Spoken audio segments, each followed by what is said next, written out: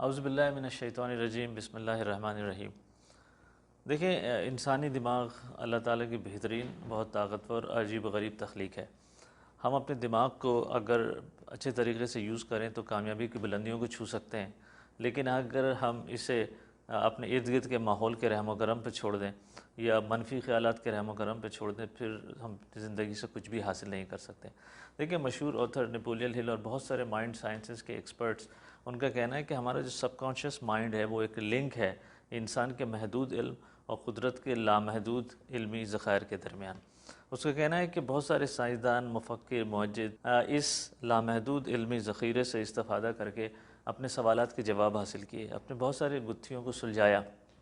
بلکہ ان کا کہنا ہے کہ دنیا کے بیشتر سائنسی ایجادات اور دیگر علوم کے نئے اصول اور نئے انکشافات اس اٹیمپٹ کا نتیجہ ہوتے ہیں جس کے ذریعے ان لوگوں نے اپنے سب کانشیس مائنڈ کو قدرت کے اس لامحدود علمی ذخیرے سے کنیکٹ کیا، جس کو یہ لوگ کہتے ہیں فورسز آف انفینٹ انٹیلیجنس۔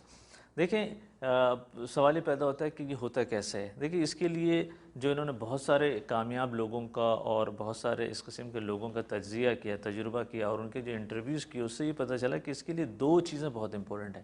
پہلی چیز تو اس کے لیے یہ ہونا ہوتا ہے کہ جی برننگ ڈیزائر ہونی چاہیے۔ انسان کو جو بھی گول ہیں، آپ کے جو بھی آبجیکٹیو ہیں، جو بھی آپ حاصل کرنا چاہتے ہیں، اس کے لیے شدید خواہش ہونی چاہیے دل کے اندر۔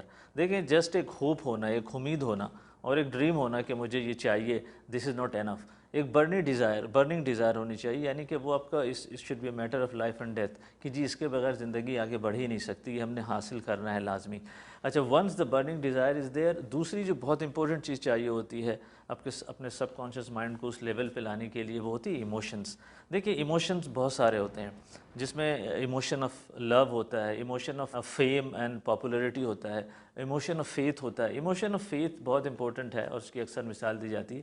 دیکھیں، ایموشن آف فیتھ یہ ہوتا ہے جب کسی کو اپنے اوپر غیر متزلزل یقین ہوتا ہے کہ he can achieve something, اس کو اپنی محنت پہ، اپنے اوپر اتنا کانفیڈنس ہوتا ہے، اتنا یقین ہوتا ہے کہ وہ چیز وہ اچیو کر سکتا ہے، وہ حاصل کر سکتا ہے۔ اس کو یہ یقین ایسا ہوتا ہے جیسے کل کے سورج نکلنے پہ اس کو یقین ہو۔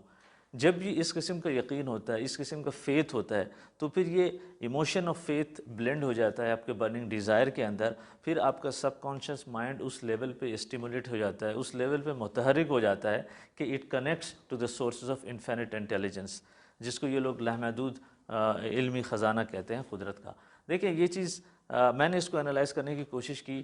دوسری چیز، سورہ آیت الکرسی کے اندر جو سورہ البقرہ کی آیت نمبر 255 ہے، اور اس میں اللہ تعالیٰ فرماتا ہے وَلَا يُحِيطُونَ بِشَيْءٍ مِّنْ عِلْمِهِ إِلَّا بِمَا شَاءَ، یعنی کہ اللہ تعالیٰ کہتا ہے کہ میرے لامحدود علمی ذخیرے سے کوئی احاطہ نہیں کر سکتا میرے علم سے، میرے علم کا، الا بما شاء، سوائے اس کے کہ جتنا میں چاہوں۔ یعنی کہ اللہ تعالیٰ اپنے جو انفینٹ اس کی جو سورسز ہیں، علمی ذخیرہ، اس میں سے اللہ تعالیٰ جسے چاہے جتنا چاہے عطا کر سکتا ہے۔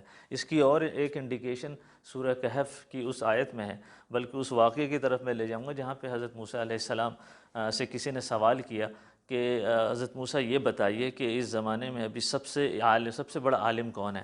تو حضرت موسیٰ علیہ السلام نے فرمایا کہ چونکہ میں پیغمبر ہوں اس وقت کا، تو ڈیفینیٹلی میں ہی سب سے بڑا عالم ہوں۔ لیکن پھر اللہ تعالیٰ نے انہیں حضرت موسیٰ علیہ السلام کو بتایا کہ نہیں، میرا ایک بندہ ایسا ہے جس سے میں نے تم سے زیادہ علم عطا کیا ہے۔ اور موسیٰ علیہ السلام نے پھر خواہش ظاہر کی ان سے ملنے کی، اور پھر اللہ تعالیٰ نے بتایا کہ وہ کہاں مل سکتے ہیں، اور پھر وہ انہیں بتایا گیا کہ وہ وہاں پہ مل سکتے ہیں جہاں پہ دو دریا جوائنٹ ہوتے ہیں، دو دریاؤں کا سنگم ہے۔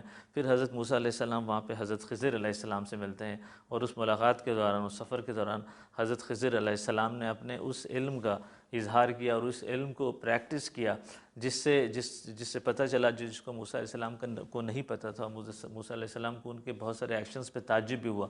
اس واقعے کو بیان کرتے ہوئے قرآن جو اس آیت میں فرماتا ہے، قرآن کہتا ہے فَوَجَدَ عَبْدًا مِّنْ عِبَادِنَا وَآتَيْنَاهُ رَحْمَةً مِّنْ عِندِنَا وَعَلَّمْنَاهُ مِن لَّدُنَّا عِلْمًا، یعنی کہ قرآن کہتا ہے کہ میں نے انہیں اس بندے سے ملایا جس پہ میں نے اپنے خاص رحمت کیا تھا، اور اس بندے کو میں نے اپنے علم میں سے خاص علم عطا کیا تھا۔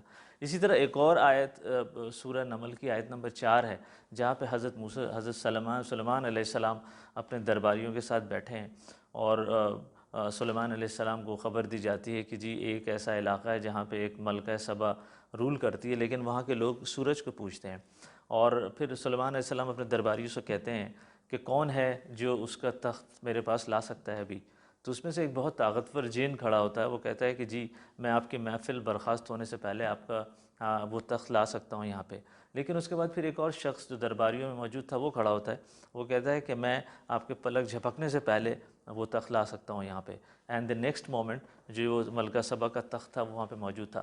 دیکھیں اللہ تعالیٰ نے اس واقعے کو بیان کرتے ہوئے اس بندے کی تھوڑی سی ڈیفینیشن دی، بڑی شارٹیسٹ۔ اللہ تعالیٰ اس ڈیفینیشن کو اسکپ بھی کر سکتے تھے، لیکن اللہ تعالیٰ نے یہ بتایا ہے علم کے بعد۔ اللہ تعالیٰ کہتے ہیں کہ یہ وہ بندہ تھا جسے میں نے اپنی کتاب کا علم دیا تھا۔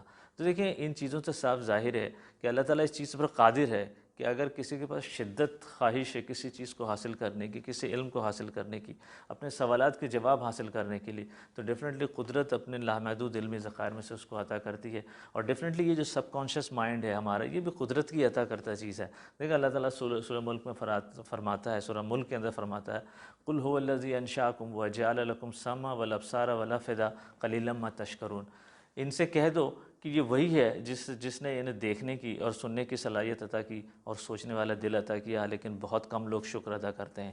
تو دیکھیں میں یہ کہوں گا کہ اللہ تعالیٰ نے جو ہمیں اپنا دماغ دیا ہے، اسے ہم ڈیفینیٹلی یوز کر کے اس لامحدود علمی ذخیرے تک رسائی حاصل کر سکتے ہیں۔